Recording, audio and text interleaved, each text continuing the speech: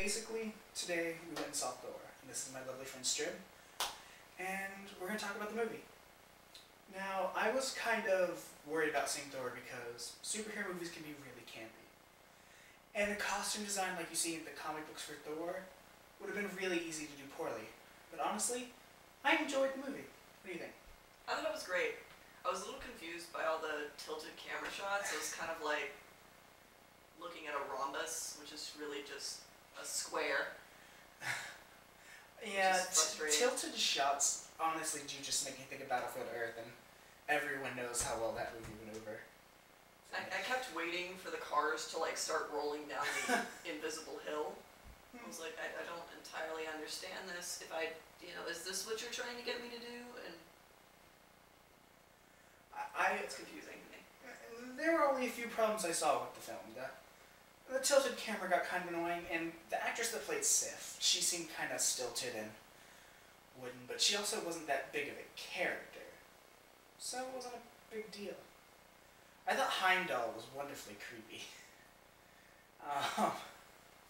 I was happy that Bifrost was actually a rainbow bridge, because when I saw it, it just kind of looked like seashells, because I saw a still picture.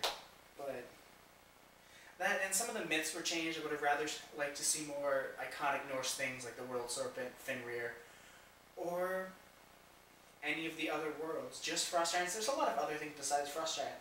But honestly, it was a pretty damn good movie. They did a good job with the 3D. I watched Tron, and they really didn't take as much advantage of it as I would have liked to have seen them do. And so to see a movie like Thor, where you think, well, the 3D isn't necessarily all that essential, and they did a really good job with it and did things that you wouldn't expect from an action movie. But also, it wasn't distracting. It didn't suck you out. Like, say, if you ever seen commercials for Resident Evil Afterlife or Jim Carrey's A Christmas Carol, where it's clearly, we're putting in these shots just so you can know it's 3D. And honestly, the cast did a really good job too. I would rather Loki have been the maniacal trickster tormentor that he was in original Norse mythology, but I don't know enough about the comics to say that they deviated from his main goals. I do think that he was kind of either side, but I do like that he was menacing. And they kept his iconic horns from the comic, which was funny. Costume design was great, and I do like to see new interpretations of mythology. Too Human did a great job with the sci-fi magic combination, even if the game kind of sucked.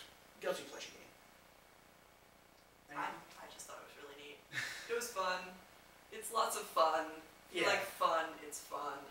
It wasn't too campy, because no. It's almost impossible to do a superhero movie without camp. Even, like I said, Tim Burton's Batman had its silly moments. Yeah. But it does have the kind of speech thing where it's like, I am all regal and I am going to talk like this, and I am, the all-powerful, God of Thunder. And that kind of played into the fish out of water story when he landed there, because they were all just kind of looking at him like, what the fuck are you doing? Yeah.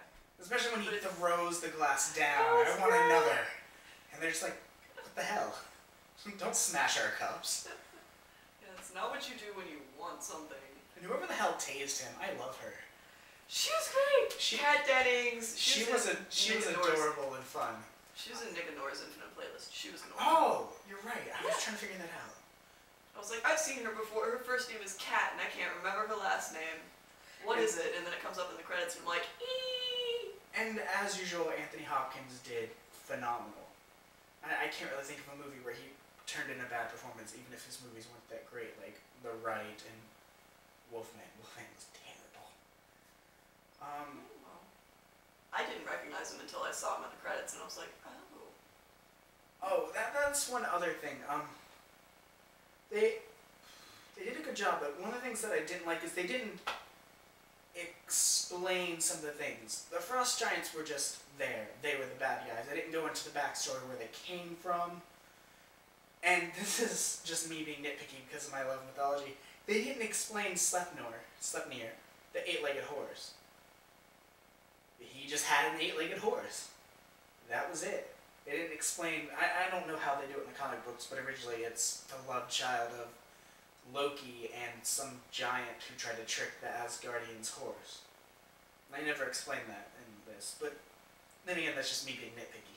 I don't think I counted the legs on that horse. I think it just had 8 legs to begin with. Honestly.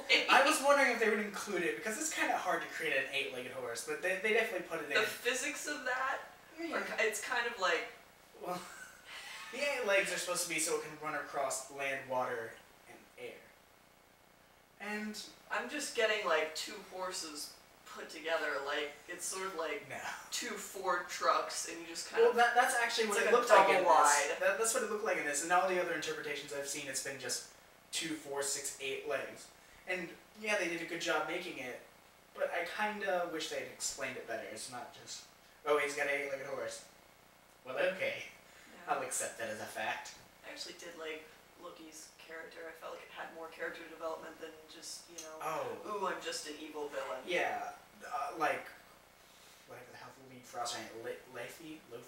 I have a difficult time remembering names. He was very one-dimensional. It was just, I'm a bad guy. Yeah, there wasn't much going for him, but for Loki there was a lot. I kind of liked the complexity of his character. He had this whole, he has this whole double allegiance thing going on, which is really interesting. He's a double agent. And... at least Loki, Thor, and Odin are pretty fleshed out characters. The only thing that kind of bothered me is the other 4, Sif, and the 3 whose name I think they mentioned like twice. And the dude who just ate a lot. Yeah. He ate a lot. That's all. That's just their thing. They're not really explained, there's no backstory. I like backstory. It didn't really even explain that much about Odin.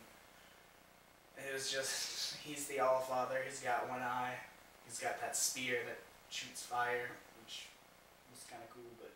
I thought it was really funny that one of his friends, I don't remember his name, the blonde one with the little beard... Oh, he looked like a pirate. He looks like Kenneth Branagh, and Kenneth Branagh is the one who actually, like, wrote the movie, and I tend to...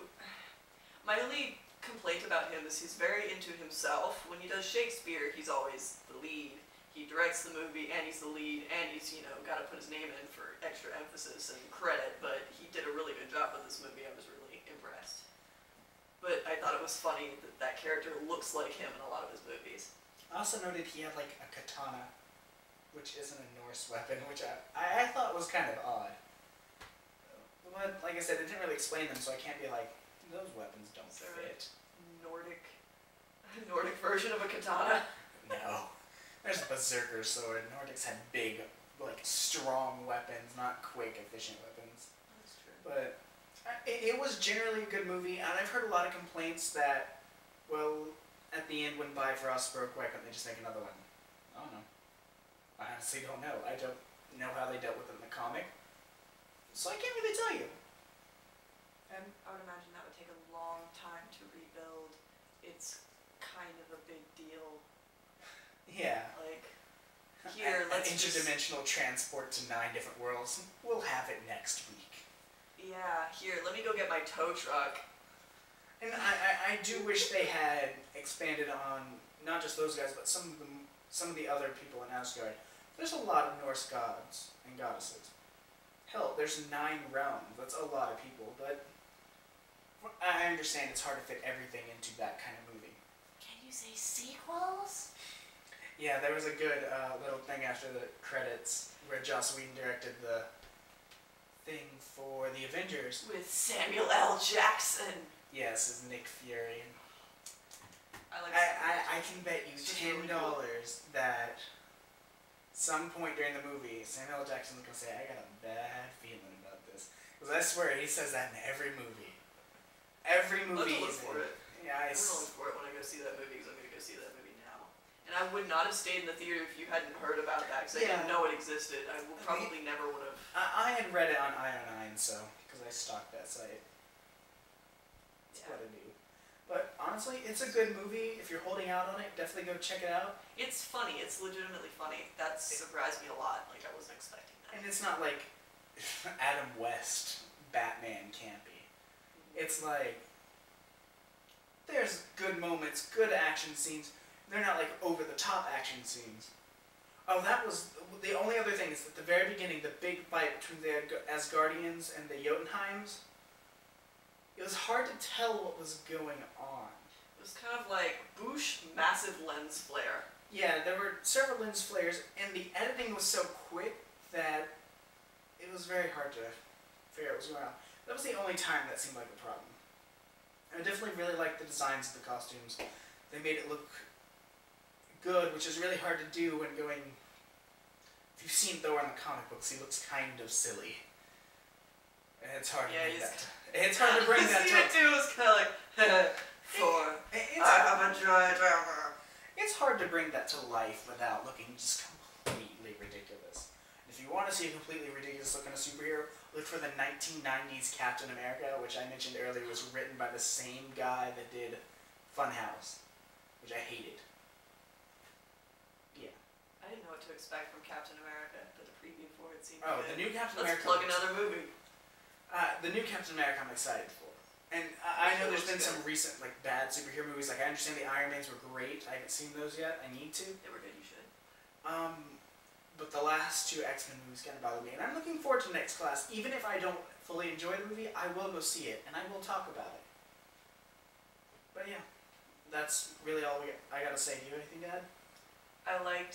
It's worth it to go to the 3D version if you like space, because the whole ending credits, flying through galaxies, is pretty gosh darn cool. That was probably I did the best enjoy use the of galaxies. I actually had trouble reading the credits. I did too. I couldn't read the lettering was a little weird. It has a mirror image, just there's a It just shadow. seemed kind of off. But honestly, if my only complaints are one bad character, some lack of character development, tilted angles, and some bad 3D effects at the very end of the movie, which isn't really part of the movie, it's just saying here's who worked on it. Yeah, the text was weird. But definitely worth checking out. It's not like, from what I hear of Tron Legacy's 3D, it was non-existent. They didn't do anything particularly cool with it. There were a couple of bam in your face moments, but I mean there were another couple of little things, little itty bitty nitpicky things that I thought could have been done better. But definitely go check this out. This has been a PotatoMonster review. I'll see you guys next time.